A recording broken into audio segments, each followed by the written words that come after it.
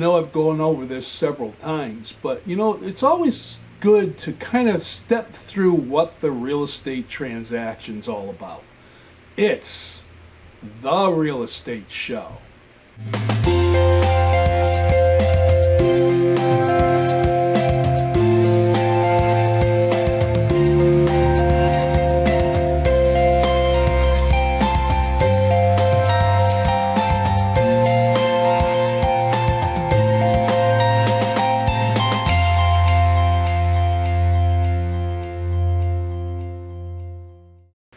Welcome to the Real Estate Show. My name is Rick Naples. I'm the owner-broker of Zone Realty LLC. You zone your home. I wanted to take a moment to step through the real estate transaction. And I've talked about this several times on the Real Estate Show, but I always think that, from time to time it's a good chance to kind of go through the different steps. So let's talk about paperwork. Paperwork's involved in everything, right? There has to be a tracking, there has to be a way to put down the agreements between parties whenever you're entering into any kind of transaction. Whether it's something as simple as buying something at the store and getting that receipt, or it's something that you do with a friend or a relative. Attorneys will always say to you, get it in writing so that there's some kind of paperwork between the parties. In a real estate transaction, obviously it's the same. And all the documentation that's been created has been created for a purpose. And that purpose is so that everybody understands what their obligations are in this agreement. So let's talk to the sellers. You make a decision to sell your home. You're going to meet with a realtor. Realtor's going to come out and not only discuss the home and its features and how to price it and so on and so forth, and what they have to offer, but they're also going to go over paperwork. And this involves what's called a listing agreement. This is a contractual obligation between you, the seller, the agent that's going to represent you, and the agency to which they work for. Now that listing agreement is going to have all the ins and outs of what's going to happen next. And the realtor will explain to you line by line what is in that agreement. Things like how long the agreement is for, what the house is going to be priced at, how it's going to be marketed, what they are going to do for you in the marketing of that, like where it's going to go, how it's going to go, and so on and so forth. But also what your obligations are as far as being able to make the house available to be shown to potential buyers. It's a contractual agreement. It's a binding agreement between two parties. What's important is that you understand what that contract actually says and how it's going to move forward. Now, this allows you to have that understanding so that if there's any concerns or complaints or things that aren't going right, you know exactly what your obligations are and how to remedy those and so on and so forth. When it comes to the buyer that's looking to buy the home, they also are going to have a series of paperwork that they have to go through, and I'll talk about that in just a moment. Along with that listing agreement for you, the seller, there are certain disclosures that are required that you give to a potential buyer when they're getting ready to make an offer or after they've made their offer. And the listing agent is going to go through what all that paperwork is. First, there's the property disclosure. This is a questionnaire that you fill out, which asks you a number of questions about the home. And there are several questions that are in there. I always say to the sellers before I come over on an appointment, kind of put together some of the information that's going to be asked on the disclosure so it makes it easier for us to fill it out. How old is your roof? If the roof was recently done, was a permit pulled? How old is the furnace? When's the last time it was maintenance? Things about when it comes to the roof, condition of the roof, have there been any leaks and so on and so forth. And again, about the furnace, last time it was serviced, has there been any problems? If your oil, fuel, or your gas or your electric, those kinds of things. It may even ask you for estimates of what your average bills are. You want to put all that information together because buyers want to know that information. There's also what's called an inclusion-exclusion report. It's a personal property report other than what's on the house, and that allows you to convey to a potential buyer what's going to stay with the house, appliances, washers, dryers, things along that, or anything that you plan to sell along with the house that's included in the overall pricing of the home. You're going to have things like a lead disclosure if your house was built before 1978, things like mold disclosures, disclosures on radon, and all those different things. So the listing agent is going to sit there, go through what the listing agreement is, and then go through all those different disclosure forms. You can expect to spend at least 2 hours or more when the listing agent comes over to your home to go through all the paperwork and all the different things that have to be done before that agent leaves your home and starts the actual process of listing it and getting it into the multiple listing service, getting a sign ordered, and setting up showings and so on and so forth. It's a process. So there's a lot of paperwork that's involved. Now, let's switch over and talk about a buyer. Buyers have a series of paperwork that they have to go through. First, they made the decision that they want to purchase a home and they're going to start their search. And they sign up with a realtor to help represent them as they go through the buying process. They're going to have what's called a buyer representation agreement. Again, this is a binding contract between the buyer and their agent. It explains what that agent's responsibility is, how they're going to go about showing them properties, where they're going to show them properties. It may state into it the price range of the properties that they're going to show. It tells you how long that contract is. We're going to start on this date. Here's how long the contract is. Usually buyer's agents will say to a buyer, the contract standard is, say, 3 to 6 months long. We may have to extend it if it takes us longer to find a house, because we want to keep that buyer representation agreement in effect wrapped around the time it may take to close on a house, depending on the house that you're looking to buy. It's going to explain what that realtor's obligations are to that buyer as far as the homes that they're going to show them. It's going to explain what the buyer's obligation is as far as working with the realtor, what they need to do, how they need to be available, and so on and so forth. It is an agreement between the individuals as how things are going to be done and how they're going to be moving forward. Again, the reason why everything's in writing is not only to protect you, the buyer, but also to protect the realtor. Now, let me make a side note reference here. The new rule that has been passed is that the realtor is required to have a buyer representation agreement signed before they can show the buyer a home. This means that the realtor is now under obligation to have that contractual agreement. You can't just go out and look at someone's house without some kind of agreement in place, unless the seller themselves has invited you into the house. And that doesn't happen when a house is listed because of the agreement, the listing agreement, and the obligations of the realtor and the seller. You can't go into that house, because if you don't go into that house under an agreement or some kind of invitation, you're actually trespassing, and that, of course, is against the law, and we don't want to do that. The agreement allows the realtor to show you, the buyer, any house that's listed for sale. In other words, if it's listed by their company, in other words, if Zone Realty has a listing and you want to look at a Zone Realty listing, a Zone agent can show you that listing. But if the listing is by another company, a Zone agent can show you that house if there is a representative agreement between you and Zone Realty and the subsequent realtor.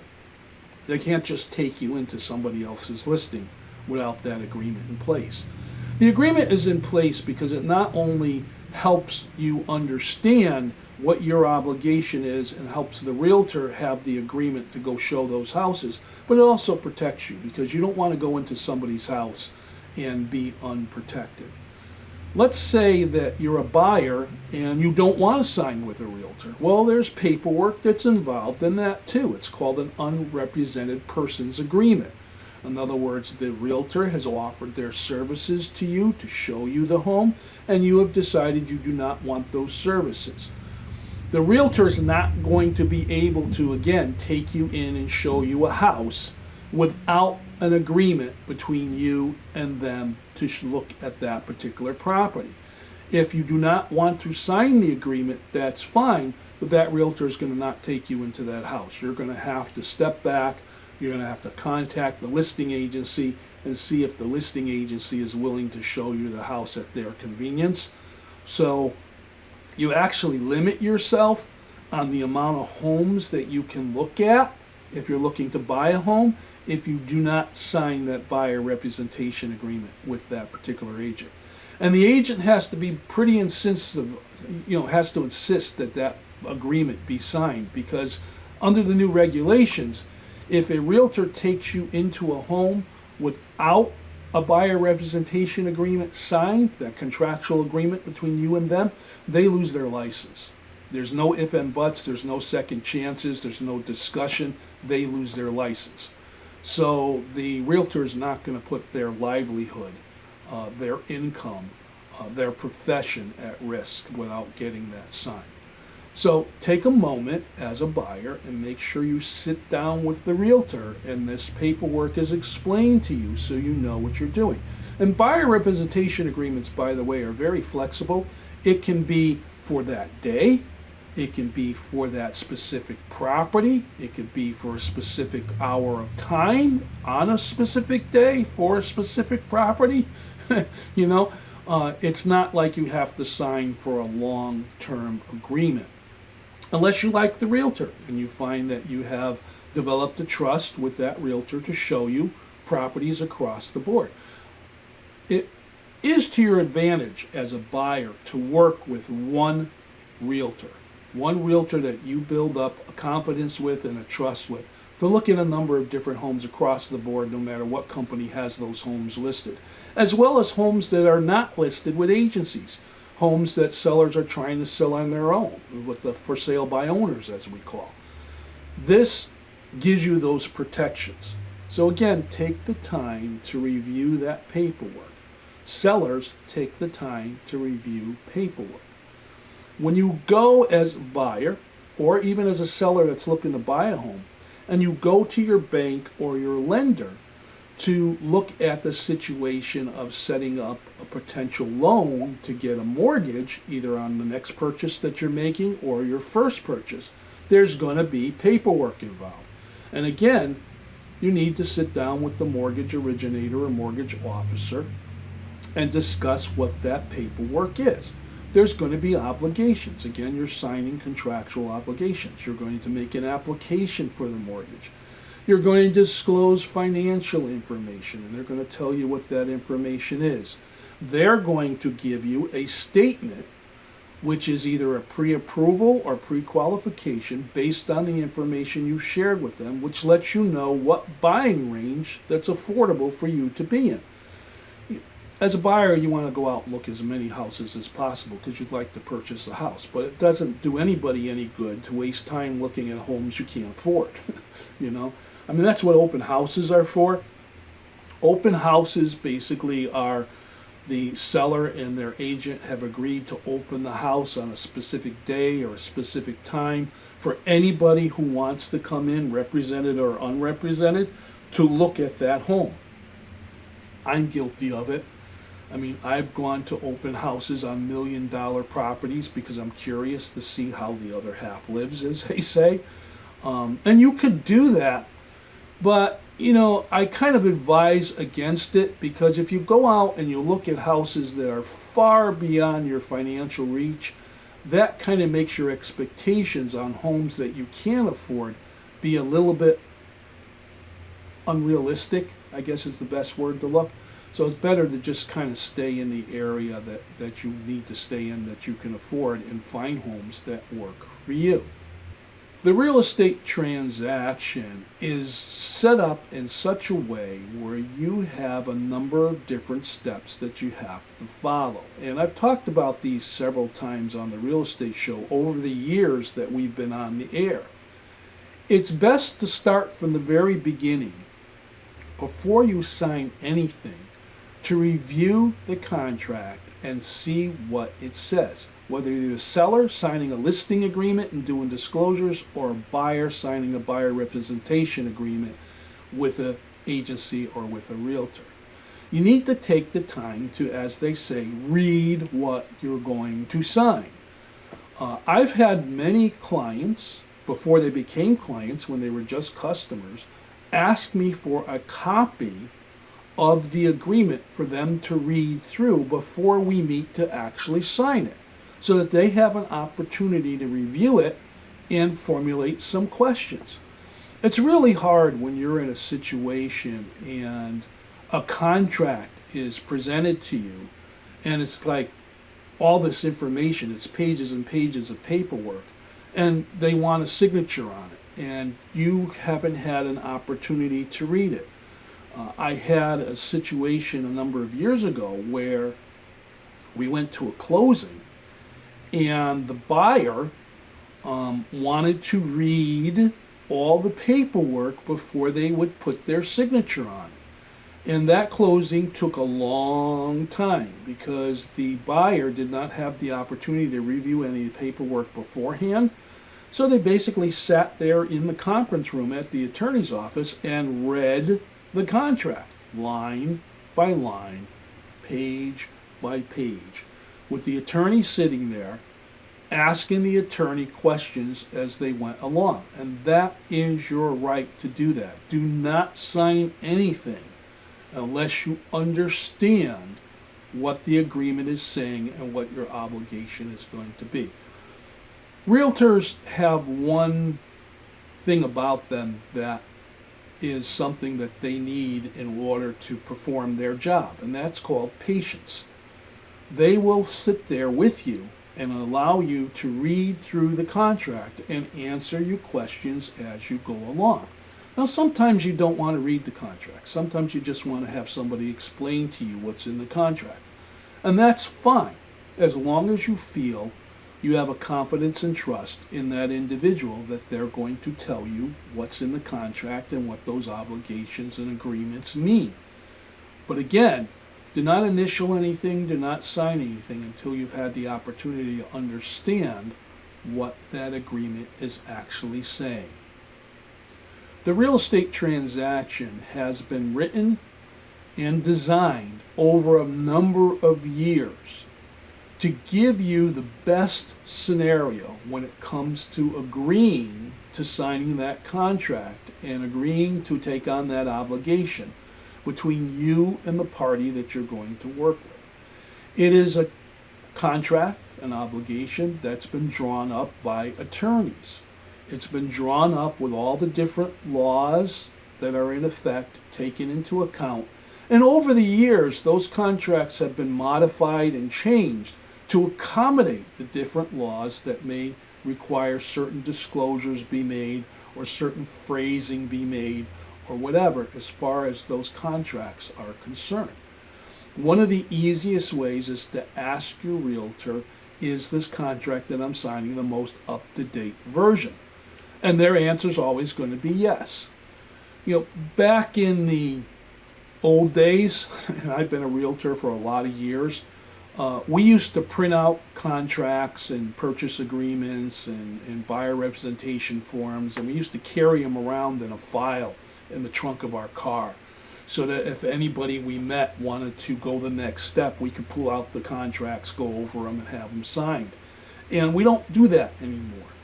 Now, before we go out to the appointment, the day of the appointment, we go to our multiple listing service or our board site or wherever it might be and print out the most up-to-date revision of the contracts that we're going to use. And we do that to not only protect ourselves, but also protect the client that we're going to be working with, to make sure that that particular piece of paperwork is as up to date to the current regulations and laws as possible.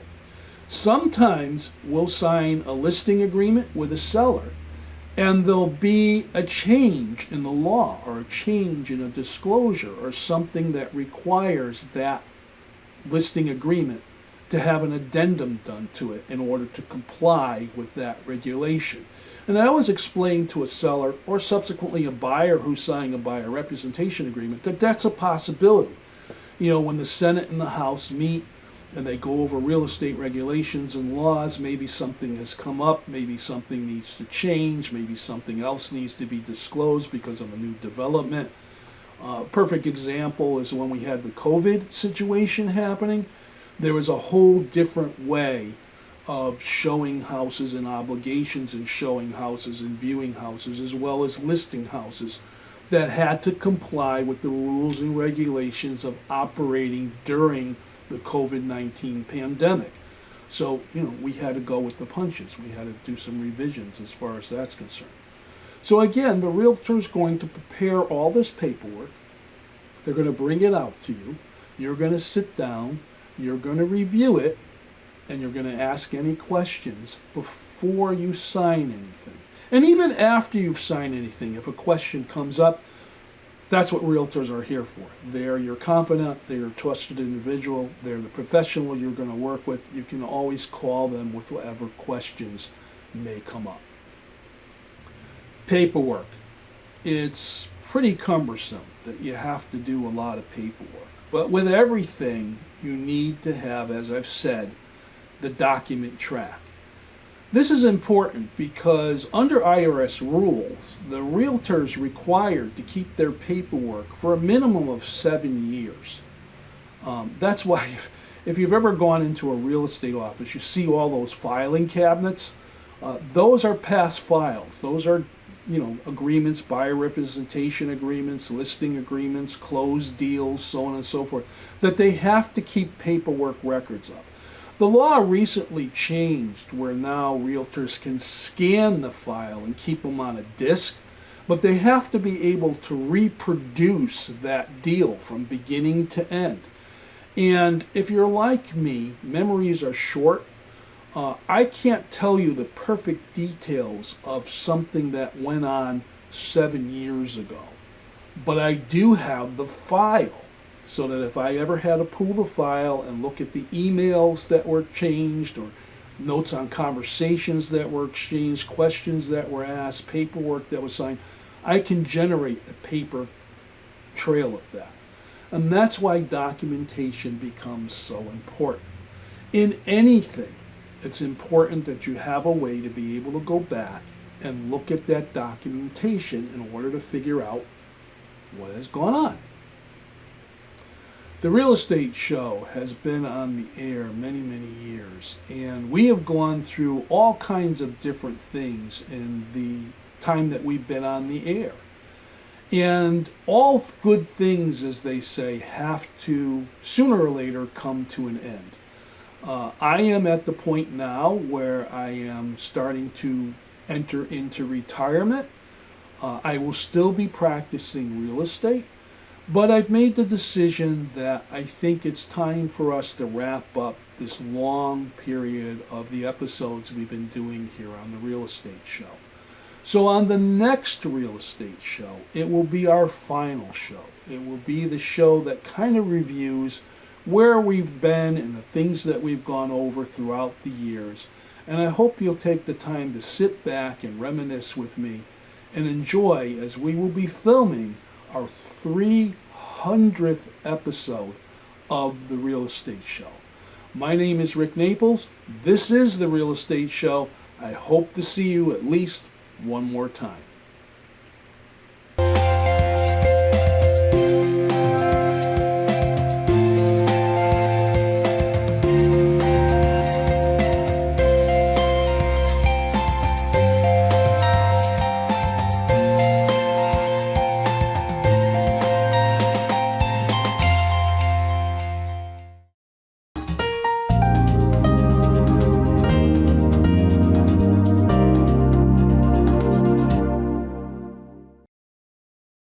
Nick Augustino right here at the East Side Restaurant. We always have the complete full dinner menu. Knockwurst, bratwurst, sauerbraten, potato pancakes, red cabbage, rice pudding, cream pies, all the desserts that Germany had to offer. I always do something different. Yes, I do. I brought seafood to the beer garden at the East Side Restaurant. East Side Restaurant, your German destination restaurant in Connecticut. Tiki-taka, hoi, hoi, hoi! This is Bristol Health Cares. Special thanks to Nutmeg TV. It's a nonprofit organization. An organization that's going through some difficult times right now and needs your support. Many of you out there have cut the cable, as I have cut the cable, and a lot of the funding that took place for nonprofit stations like Nutmeg TV throughout the state of Connecticut, as people transition from cable TV to the other methods of getting their content, the funding has gone down and down and down. And so programs like this, like you're seeing today, and the programs that you watch on Nutmeg TV, may not be there in the future if we don't all rally behind them and help them with our support to the extent that we can. So have a wonderful day, and until the next time, this is Kurt Barwis, President and CEO of Bristol Health, signing off.